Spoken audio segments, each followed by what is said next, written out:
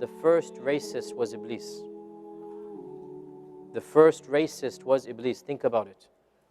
Because what did Iblis say? I'm better than him because of my origin. It's exactly what racism is, right? I'm better than you because of my ancestry. I'm better than you because of my skin color.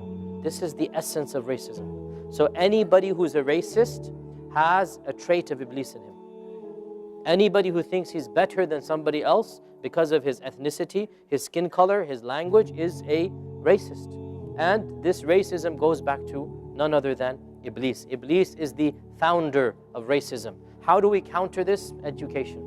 There's no other way to counter bigotry and racism other than education. Being very frank and blunt about these issues and realize that, subhanAllah, it's so sad, wallahi, brothers and sisters, that racism and nationalism, this is well known, was an imperialistic tool that every single colonizer literally imposed upon us. We had no notion of nationality and racism until the British and others came and they told us, you are this, you are that. This is well known. Anybody who reads history and colonialism and what happened, this is something that is not a conspiracy theory. When the British told the Arabs of the Arabian Peninsula, fight against the Turks, right?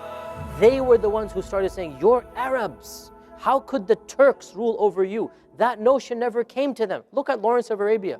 They were the ones who started nationalism. You're Arabs, you deserve your own independent, principality. Why should you be under the Turks, even though the Turks were Muslim? And who was the one who instigated this? Lawrence of Arabia and others of this nature. And the same thing, and honestly, now look guys, I am, Pakistani in terms of heritage, right? It is ludicrous, I say this as a Pakistani, it is ludicrous for a Pakistani to say, I am Pakistani first and Muslim second. SubhanAllah.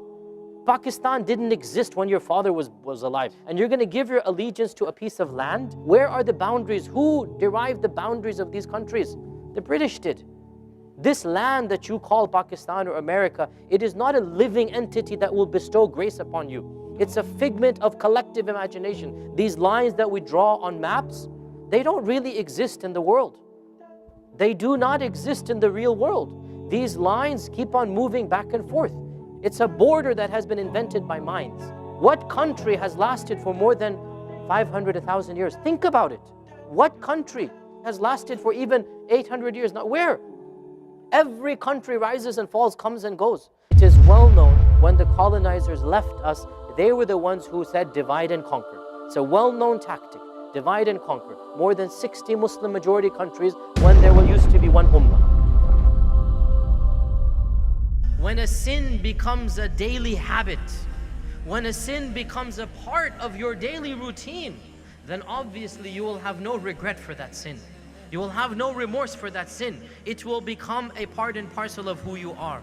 And our Lord mentions, and the Prophet ﷺ explained the verse of the Quran.